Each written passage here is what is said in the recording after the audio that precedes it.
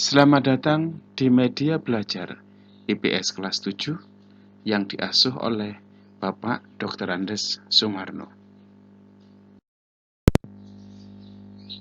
Jangan lupa subscribe, bunyikan lonceng. Anak-anakku sekalian, materi kita hari ini adalah kehidupan masyarakat pada masa Islam. Masuknya Islam ke Indonesia. Ada beberapa pendapat tentang masuknya Islam di Indonesia. Antara lain, pendapat pertama menyatakan bahwa Islam masuk ke Indonesia pada abad ke-7 Masehi. Buya Hamka atau Haji Abdul Malik Karim Amrullah mengatakan bahwa Islam berasal dari tanah kelahirannya, yaitu Arab atau Mesir. Hal ini berdasarkan bukti bahwa bangsa Indonesia sejak awal telah menganut mazhab Syafi'i yang sama dengan mazhab yang dianut di Mekah. Pendapat kedua dikemukakan oleh Husin Jayadiningrat. Ia mengatakan bahwa Islam yang masuk ke Indonesia berasal dari Persia. Pendapatnya didasarkan pada kesamaan budaya dan tradisi yang berkembang antara masyarakat Persia dan Indonesia. Tradisi tersebut antara lain adalah perayaan 10 Muharram atau Asyura sebagai hari suci kaum Syiah atas kematian Husain bin Ali, seperti yang berkembang dalam tradisi Tabot di Pariaman, Sumatera Barat dan Bengkulu.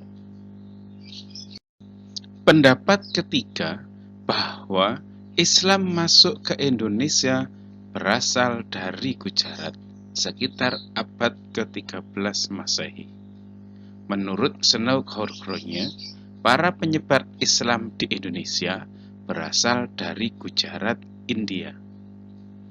Penentuan waktu itu berdasarkan tulisan pada batu nisan Sultan Malik Al-Saleh yang berangkat tahun 698 Hijriah atau 1297 Masehi. Mokhwete melihat ada kesamaan batu nisan Malik Al-Saleh dengan batu nisan yang ada di Cambay, Gujarat. Perhatikan peta persebaran Islam di Indonesia di bawah ini. Persebaran agama Islam di Indonesia dimulai dari perdagangan internasional melalui pelabuhan-pelabuhan besar yang ada di seluruh wilayah Indonesia. Kemudian perlahan menyebar ke seluruh daerah pedalaman yang ada di Indonesia. Ada beberapa cara yang dilakukan dalam menyebarkan Islam di Indonesia. Yang pertama, melalui perdagangan. Para pedagang yang tidak hanya orang-orang lokal, tetapi juga bangsa lain seperti Arab, Persia, Cina, dan India. Mereka berdagang sambil juga menyebarkan agama Islam. Para pedagang tersebut biasanya bermukim atau bertempat tinggal sementara di daerah-daerah sekitar pelabuhan. Kedua, melalui pernikahan. Para pedagang Muslim yang menetap di sekitar pelabuhan banyak yang melakukan pernikahan dengan penduduk setempat. Dari pernikahan ini terbentuklah ikatan kekerabatan yang besar antara pihak laki-laki dan keluarga pihak wanita. Contohnya dapat kita temukan dalam Babat Tanah Jawi tentang pernikahan Putri Campa dengan Raja Brawijaya dan melahirkan seorang putra yang kelak menjadi Raja Demak bernama Raden Patah. Ketiga, melalui pendidikan.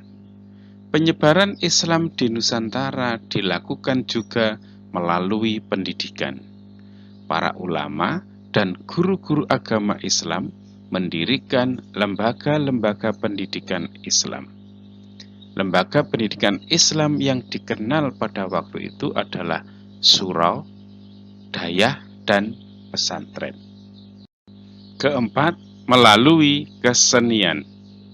Penyebaran Islam juga dilakukan melalui pertunjukan seni, seperti pertunjukan seni wayang kulit. Disebutkan dalam cerita tutur bahwa Sunan Kalijaga adalah seorang dalang yang sangat mahir dan sangat disukai rakyat.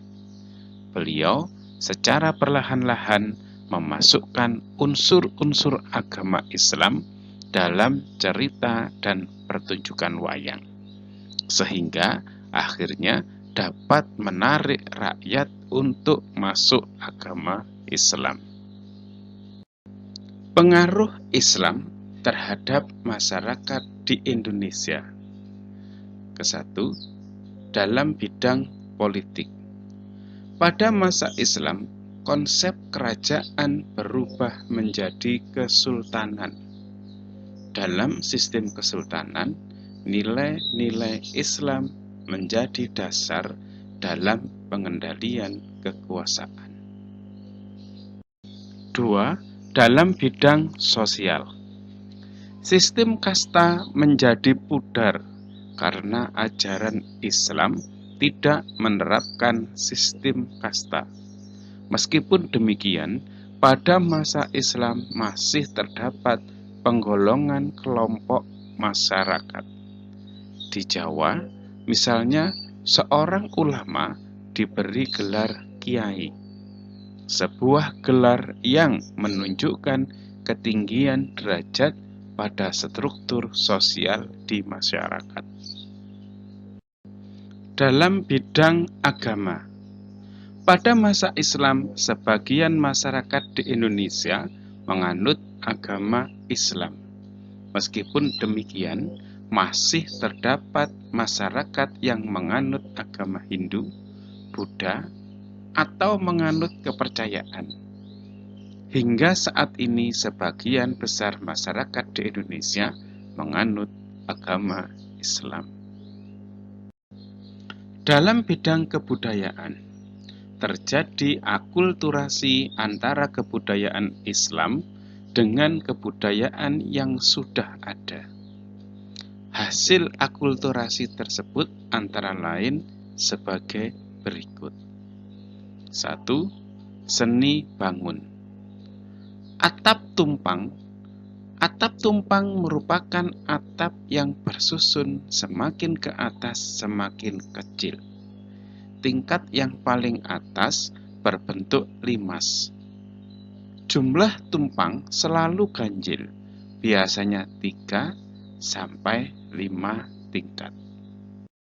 2. Menara.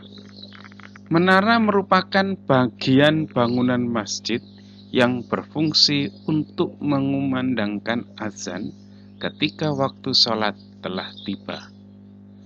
Pada Masjid Kudus, bentuk menara mirip sekali dengan bentuk bangunan Candi Jawa Timur yang telah diubah dan disesuaikan penggunaannya dan diberi atap tumpang.